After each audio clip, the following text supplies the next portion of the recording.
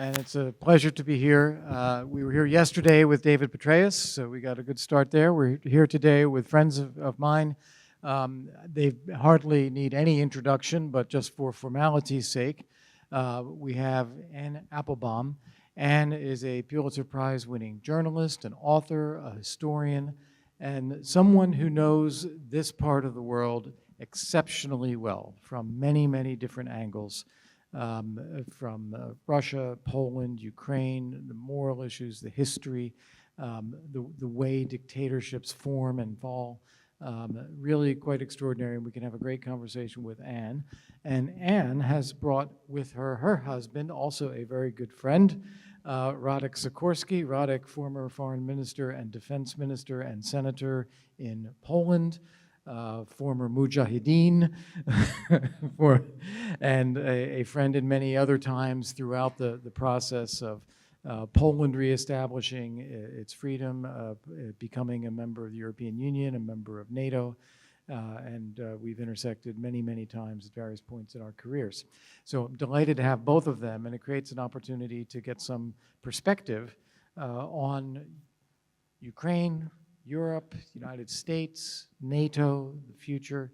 And I'm going to just start where I would like to start as the moderator and host here, because I think the geopolitical, the geostrategic issues are, in my view, inseparable from the moral issues. And so I want to start by saying, what is the moral implications of what's happening to Ukraine now? What is the importance of accountability, and what does it mean about the future of Ukraine and Russia and Europe, the way we handle this? So first of all, thank you very much. I'm delighted to be here. Congratulations to those of you who are just starting. Welcome back to school. Doesn't look like any of you are on your very, very first day of school, so I think I can say that safely. I've just come from the YES conference, down the road. And one of the people speaking earlier was Alexandra Matviichuk, who's a Nobel Peace Prize winner from last year, who's a human rights lawyer. And while she was speaking, she said something that, it's funny, I've heard her say it a couple of times, and each time it's more striking. She says, as a human rights lawyer, they spent many years after 2014 collecting information about Russian atrocities in the occupied territories of Ukraine and Crimea and Eastern and Donetsk.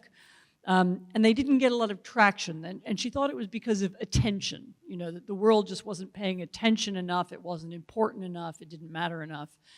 And then after February 2022, suddenly there was an enormous amount of attention, and they accelerated their work, as did many other organizations. They began also collecting information. I mean, I'm not telling you all something you don't know, that there are in the occupied territories, there are murders, there are arrests, there's lawlessness, there's rapes, there's the kidnapping and deportation of children.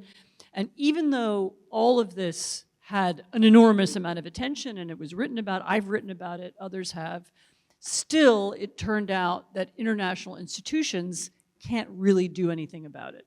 And this was her kind of new disappointment.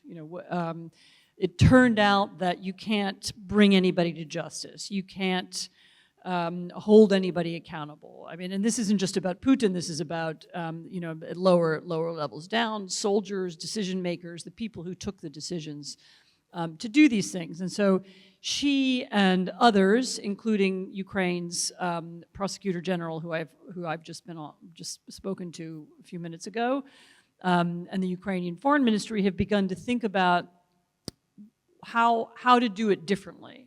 How to think what it means, because when Putin launched this war, the full-scale invasion in last February, 2 Februarys ago. He did so for several reasons. One of them was the reasons we know: nationalism, imperialism, his sense of himself as a great leader. But another reason was that he wanted to show that all of these rules that people in the Western world, or rather in the democratic world, think of as important, these rules about borders, about human rights, about law, about laws of war, conventions on genocide. He wanted to show that all of these rules are meaningless. You know, they don't mean anything. You can't hold him to them. The only thing that matters is who's in charge. And that was part of the goal of the war. I mean, he said it explicitly, others have said it. You know, he wanted to prove that these institutions whose rules have been governing, at the very least, the order in Europe over the last several decades don't matter anymore, and that he gets to decide what the rules are. So the question now is how to prove that he's wrong, and one of the ways we prove that he's wrong is by fighting back and trying to win the war. Another way is by thinking about new means of accountability. And this is a longer conversation that will be held over many years. But the fact that Ukraine is already not only documenting war crimes at a very high standard, using international standards, and so international lawyers have come to Ukraine to help Ukrainian lawyers do this documentation, and also begun, in some cases, tracking down the decision makers, naming names, and has begun prosecuting the war crimes. I think it's the first time in history ever that this has been done during the war. You know, the war is not over, and we don't know who's going to win. But nevertheless, the process of doing that has already begun, and the purpose of that is to create a record and to begin to hold people morally accountable. The foreign minister and others have also spoken. Kuleba have also spoken about creating a new kind of international tribunal that could hold Ukraine accountable for the crime of aggression. It's never been done, you know, it sounds fantastical to many people, but there's always a first time. You know, the person who invented the concept of genocide and the concept of crimes against humanity, who was actually a Polish Jewish lawyer from Lviv, or he studied at Lviv, Raphael Lemkin, who, when my husband was the foreign minister, he named a room after him at the foreign ministry.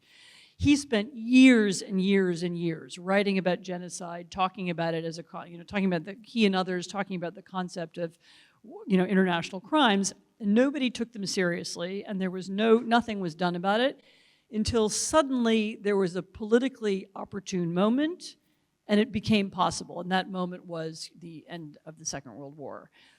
And so it may be that the process of collecting evidence, of thinking about new ways of holding people accountable, of using some of the existing institutions, including the International Criminal Court, which has already condemned Putin for the crime of kidnapping children. You know, it may be that doing these things won't feel immediately like they're having an effect, but it's hoped that over some time they will. So that's the beginning of an answer to that really hard question. And I would add to that too. I think that it is important even in the current day, even though you can't get Russia to turn over war criminals, including Putin, but others as well. You won't get them to do that. But you will have documented a case of criminality that'll be seen in the global south, that'll be seen in India and other places where it helps Ukraine's case even in the current phase. I mean, and even the fact that Putin recently chose not to go to South Africa, partly because he was afraid that South African courts could arrest him, means that it's, you know, these decisions are real. It's not pure fantasy. It doesn't exist only in some kind of theoretical world.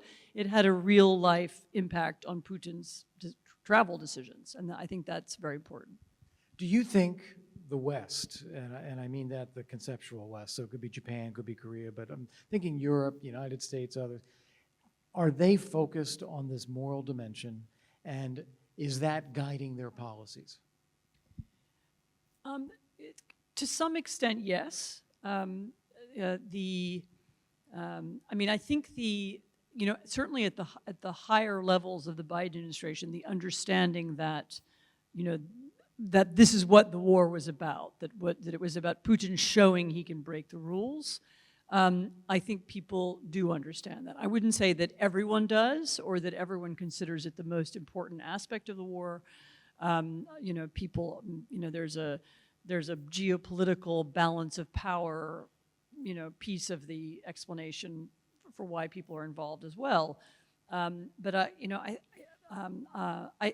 think it's also a question of evidence being collected and the sort of, the understanding of the reality slowly seeping upwards. So again, not everybody yet understands what it means for the Russians to occupy territory. It's not just a struggle over a piece of land.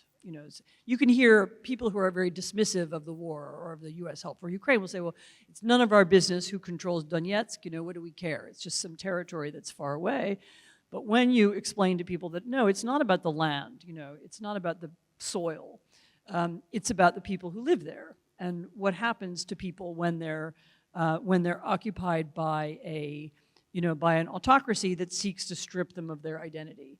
And then, as I said, the knowledge of what's happening, which first broke through after the uncovering of what had happened in Bucha and is now slowly accumulating, it takes time for it to kind of seep up, but I feel it's happening.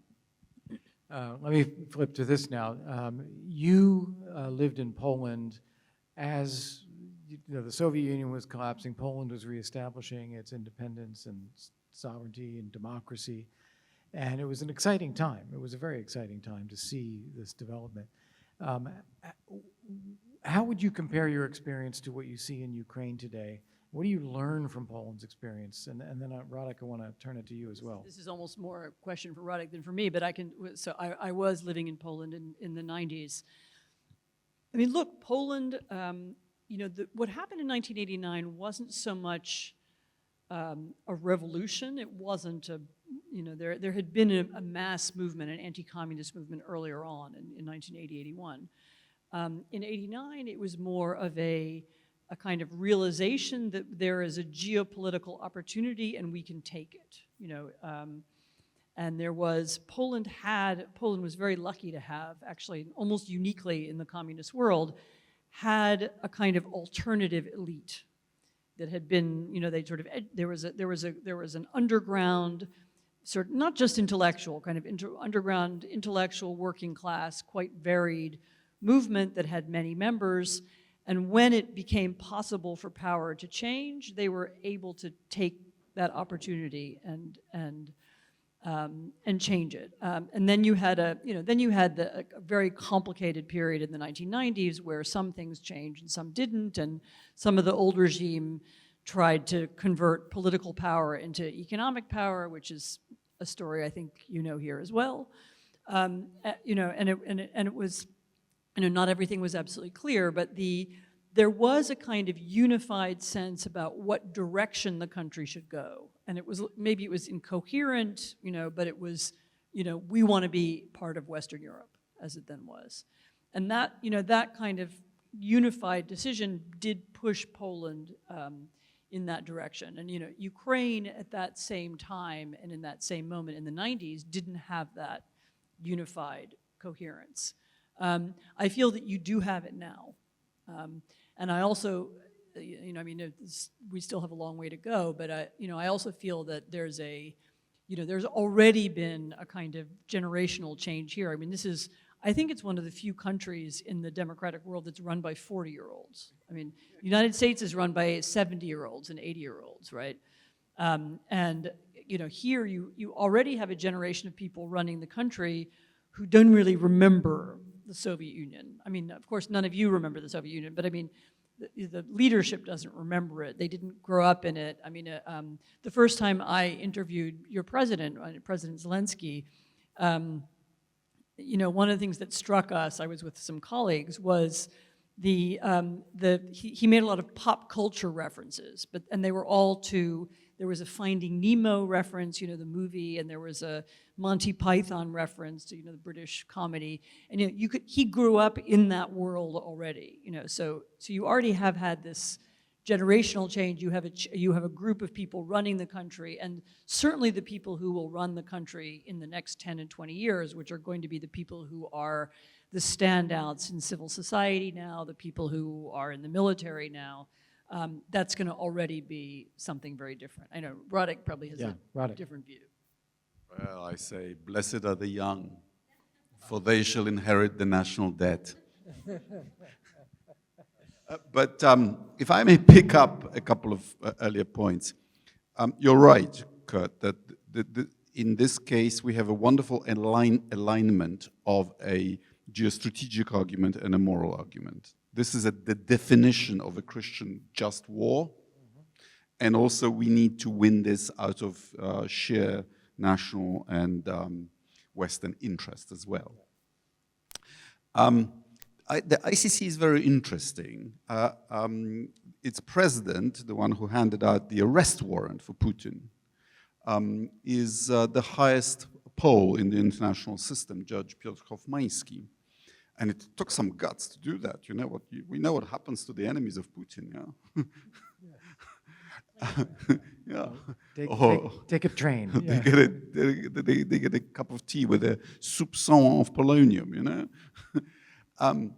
And these dictators think it doesn't matter until it does. You know, Karadzic never thought that he would face the court on the crimes of committed in the former Yugoslavia. And not only can Putin not go to where he wants to go, his elite are calculating differently about him. You know, when I was helping to negotiate that deal with Yanukovych that fell apart eventually, but it helped to bring down his regime in 2014 with the Maidan. One of the most fascinating things to watch was pro-Yanukovych oligarchs and the people of the Party of Regions telling the EU ambassador, who was a Polish diplomat called Tombiński, saying, but you're not going to put me on the sanctions list, are you? I had nothing to do with that massacre. It changes people's calculuses. When the indictment was announced, someone asked that guy Strielkov, who started the original stuff in Donbass, a real name Igor Girkin. who is now in a spot of bother in an FSB prison. But they asked him, so do you think Putin will end up in The Hague? And he rather refreshingly said, well, if we lose the war, which we are doing, and they don't strangulate Navalny in time, Navalny will send him to The Hague. Yeah, so these things have a matter. I think the International Criminal Court is an outcome of a kind of Kantian humanity coming into consciousness of itself.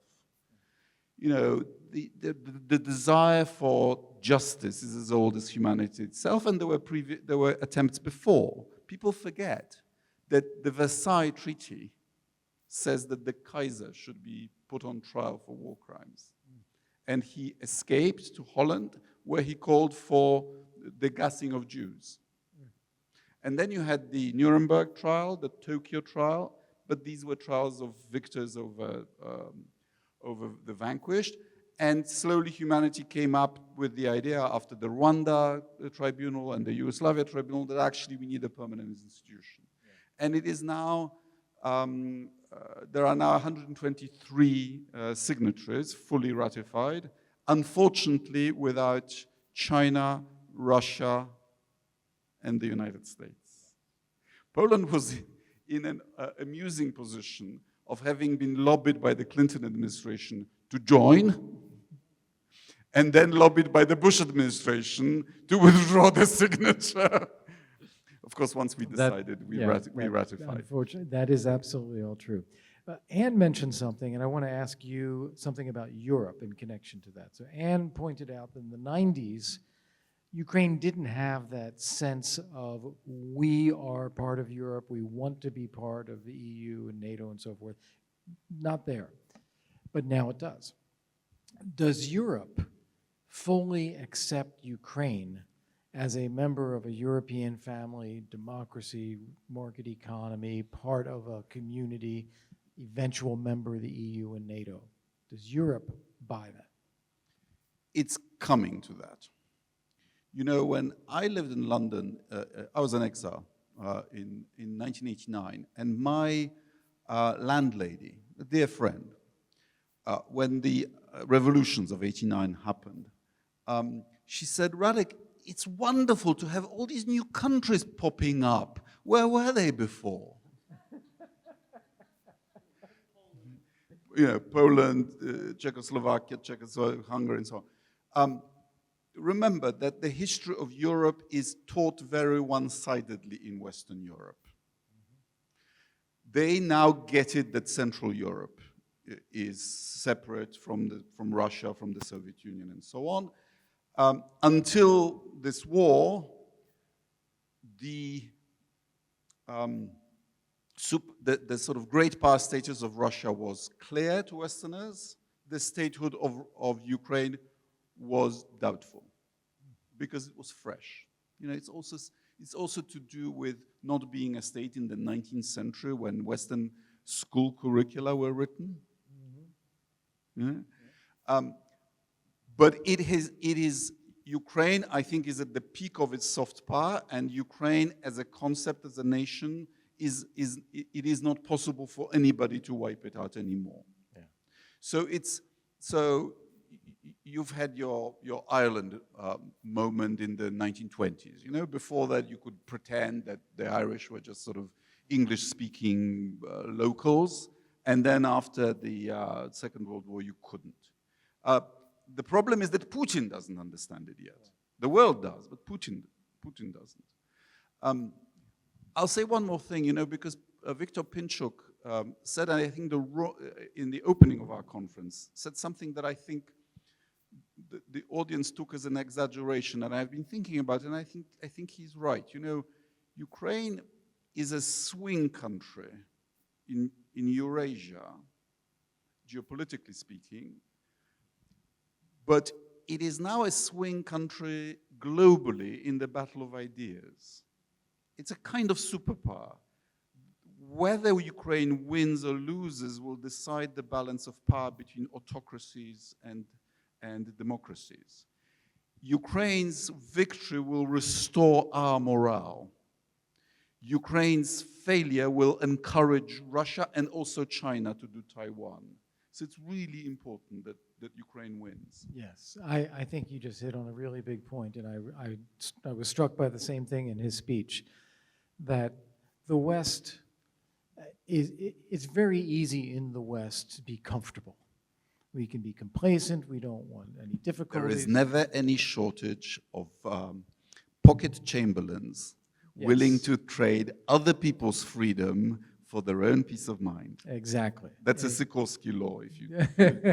But that's exactly right. That is exactly right. And Ukraine, because it does not have the luxury of that complacency, is forced to confront the moral and the strategic issues and to actually reawaken what we understand in the West to be, for these to be about.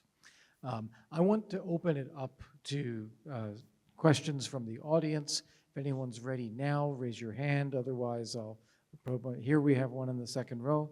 And if we can bring a microphone to you, please go ahead. Sorry, you told that the European family, let's say, is nearly ready to accept Ukraine into the family. In your opinion, what is the distance from nearly accepting to acceptance? What is the distance, and what are the steps which are expected or required or whatever? And timeline. Sure. First of all, as a friend, I will be frank with you. Ukraine wasted about a quarter of a century. Your leaders were, as Kurt was saying, were imagining they were playing some kind of geopolitical game. Actually, they were just wasting time, not making a choice between Russia and the West. Poland, because of our history, was really determined. We were ready to eat grass to make it into Western institutions, and we succeeded before Putin was ready to confront the West. So it's much harder for you. The other thing I'll tell you out of friendship is that the process of joining Western institutions is really humiliating, because you are taking other people's rules. NATO is different because it's a treaty, and it only only concerns one area, and an area where Ukraine actually will have the best army in Europe if you win this. So you'll be training us. But the EU is different. You will be negotiating 35 chapters. Your entire country will be turned upside down. It already is through the association agreement. And these are other people's rules that you would not have adopted yourself if you had the choice. And the point is that the prize at the end is worth it, but the process is not nice and sometimes has political reverberations afterwards. So your politicians need to tell you very honestly about what you're doing. You see, Europe has this body of law. It's called Acquis Communautaire, 80,000 pages of legislation.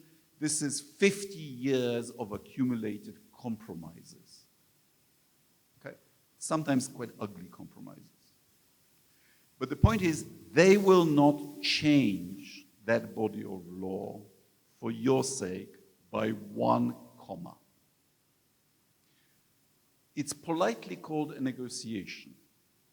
What you're negotiating is the speed at which you accept those 80,000 pages of negotiations, of legislation. And if you think they will move for you, all you will achieve is waste time.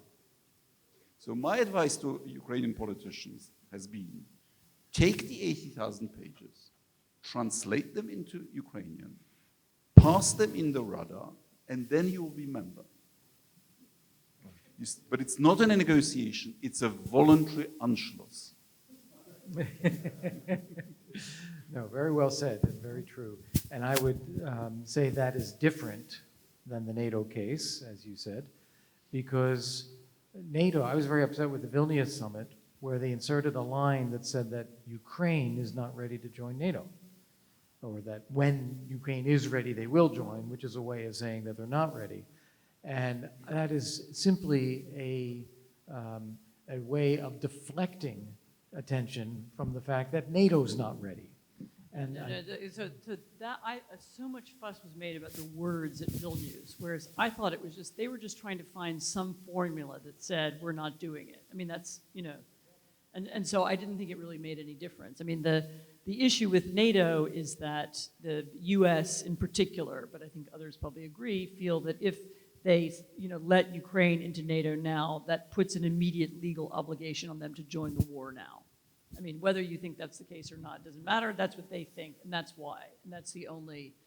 There isn't some process Ukraine has to go through to join NATO. It's just that the war has to be over. I agree, but I just think it was dangerous and disingenuous to insert a comment that Ukraine's not ready, because now there's some mysterious, well, what do we have to do to get ready? Nothing. So, exactly.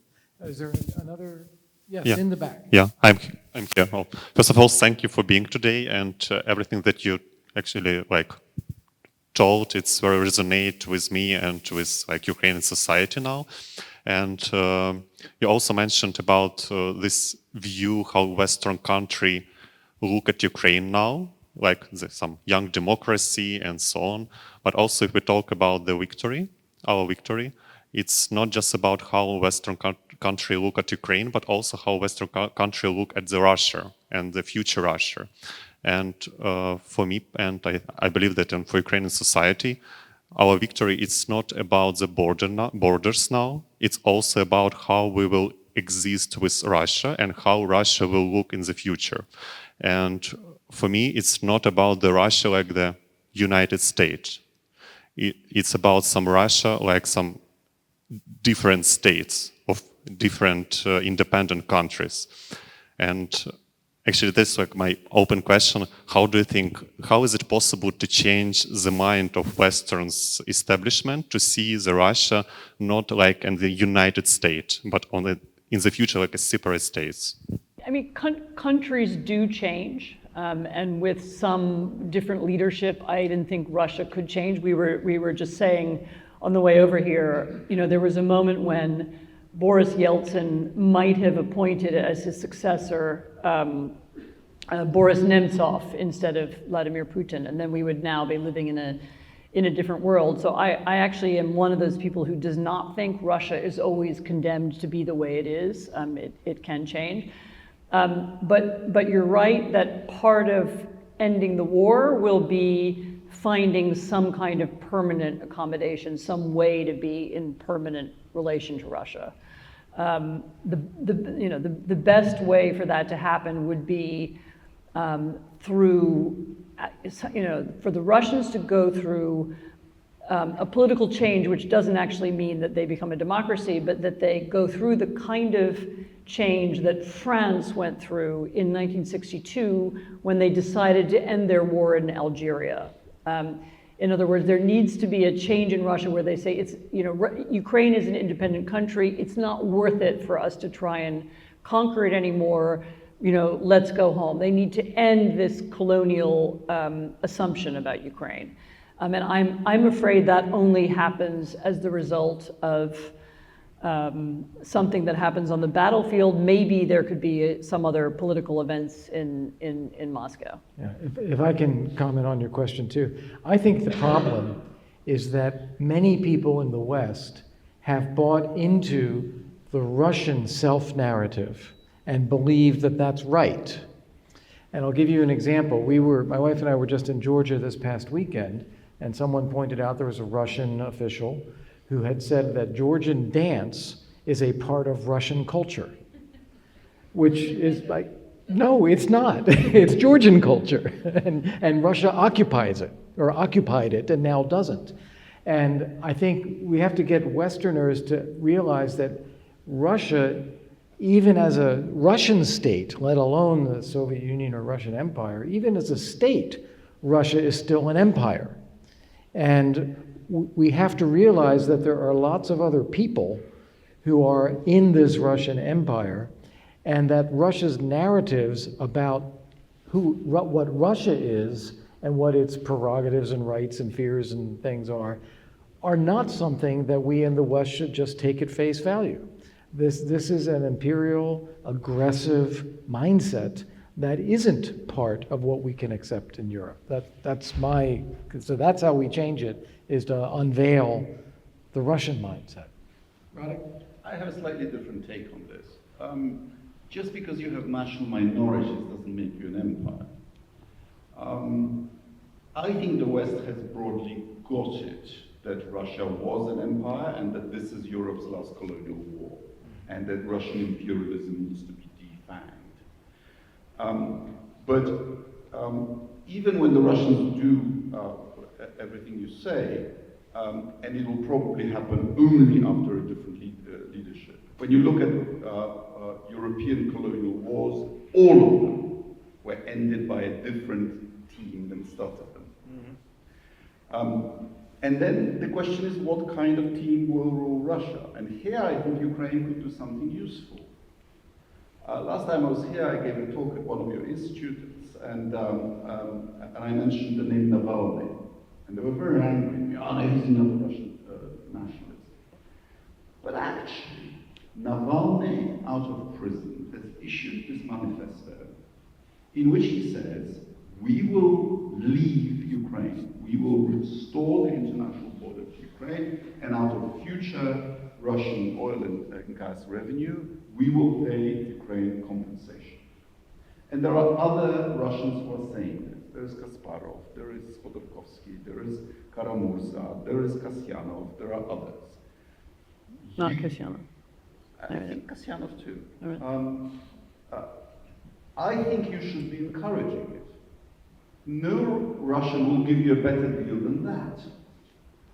And in our part of the world, sometimes the exile becomes, Lenin was a completely useless exile one day, and 4 years later he was running Russia. You want to engage with the post-imperial Russians to make a future deal with them, because Russia will be your neighbor in future.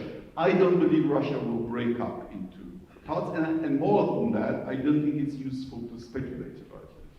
Because if you do, then Putin will say, you see, they want to break up your country. This is an existential threat to Russia.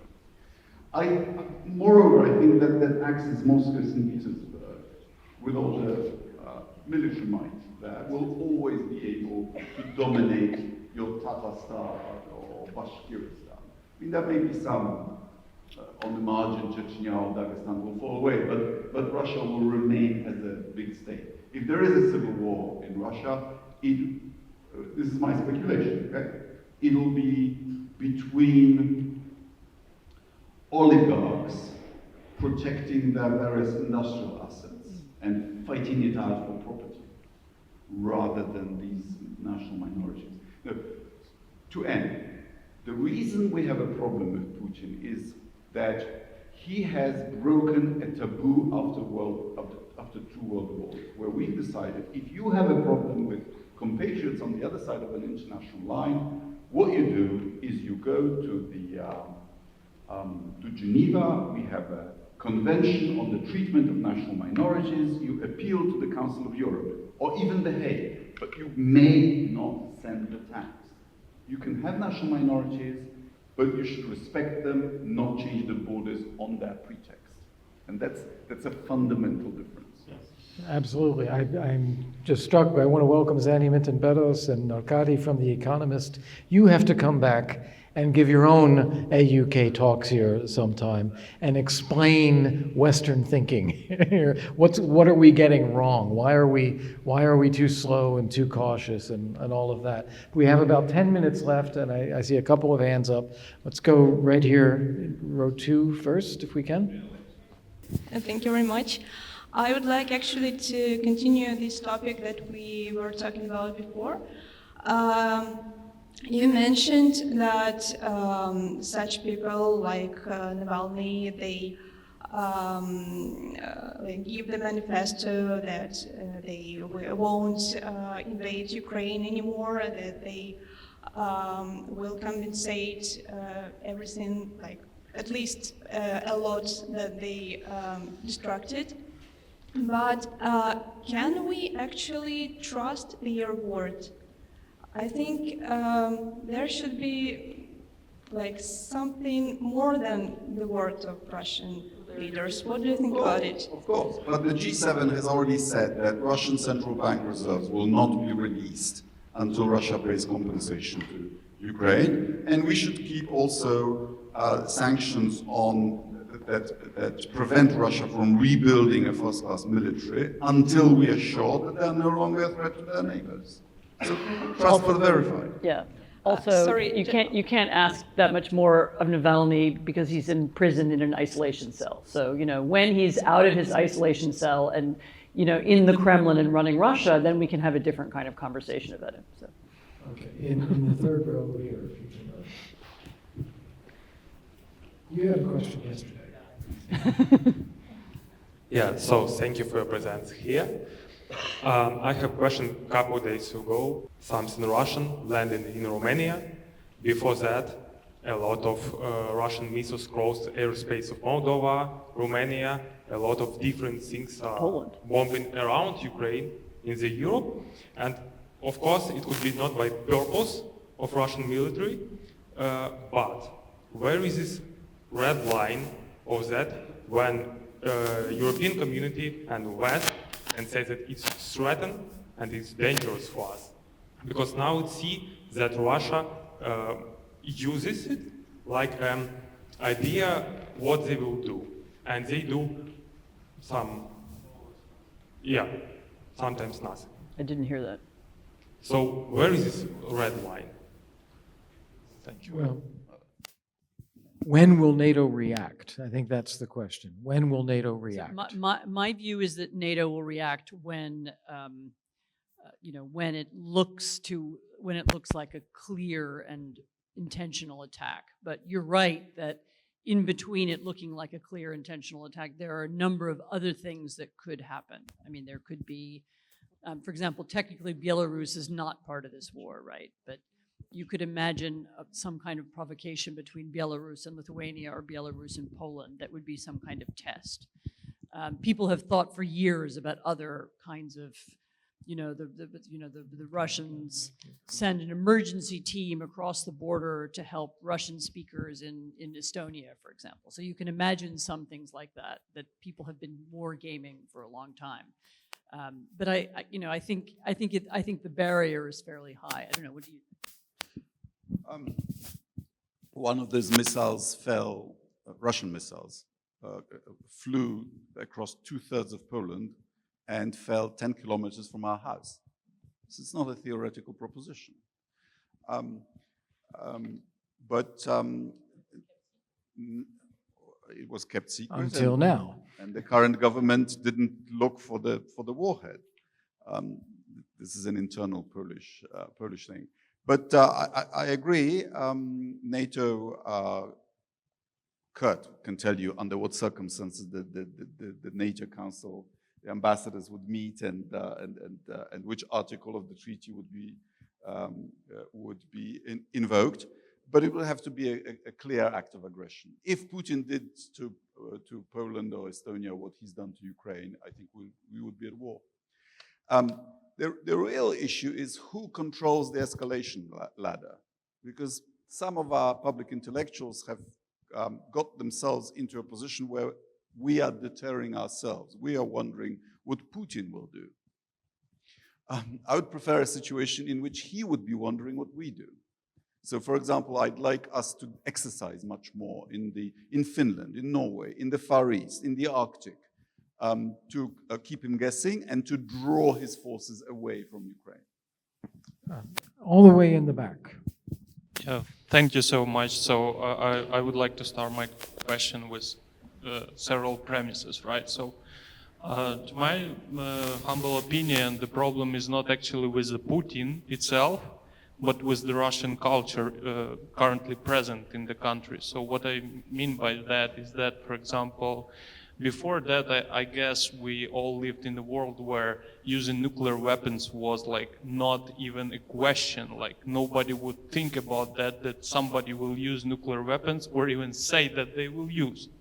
Another point is that Putin actually used, I think, these red lines. He all the time claims that there is some red line, Ukraine is going to cross it on our own land. And he uses it like woods to keep the firing for his own population in Russia.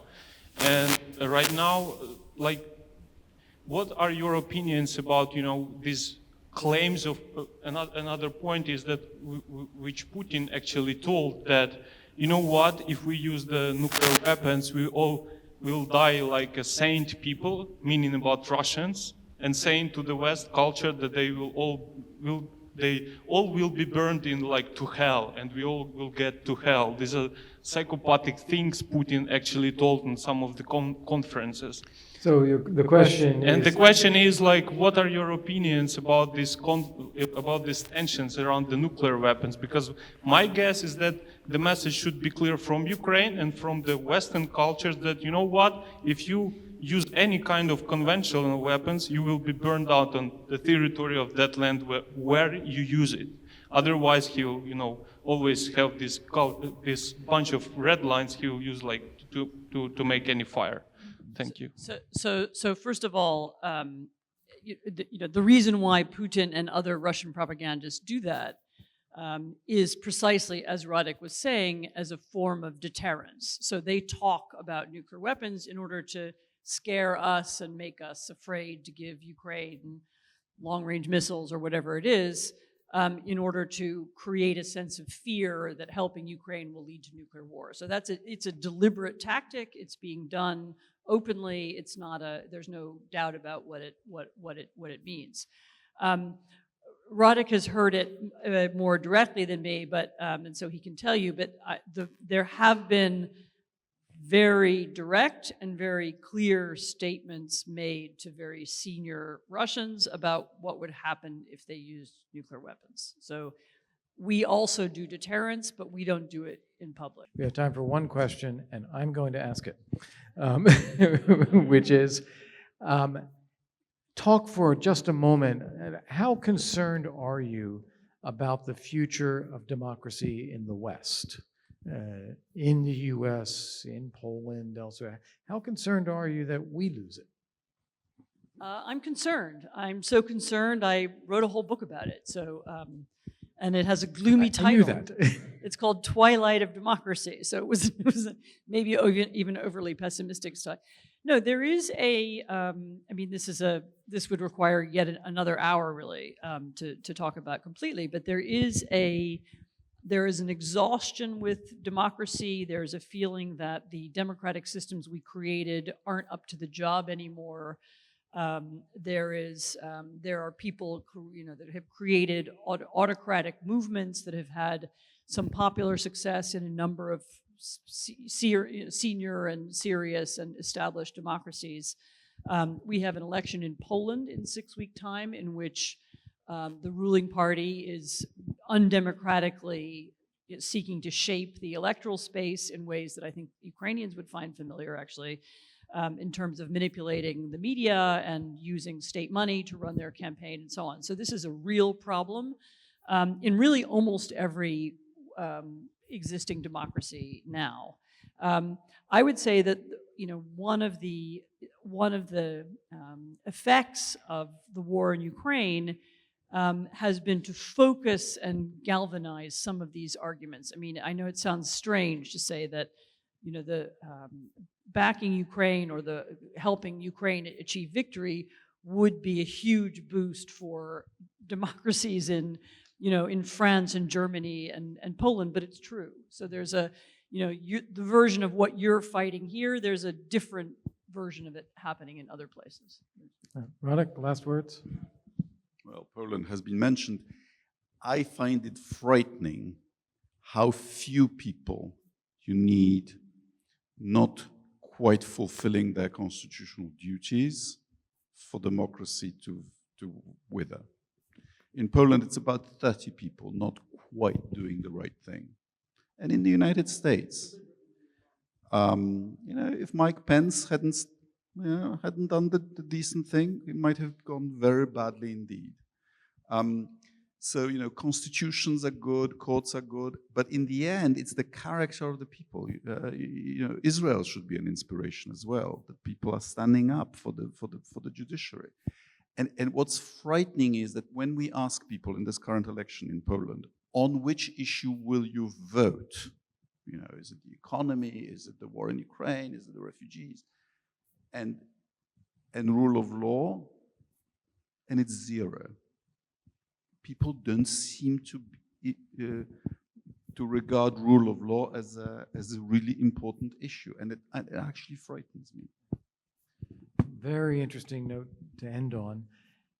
And investing in the character and the quality of the people is exactly why we have this American University in Kyiv. So it's the perfect segue. Thank you both for coming. Please.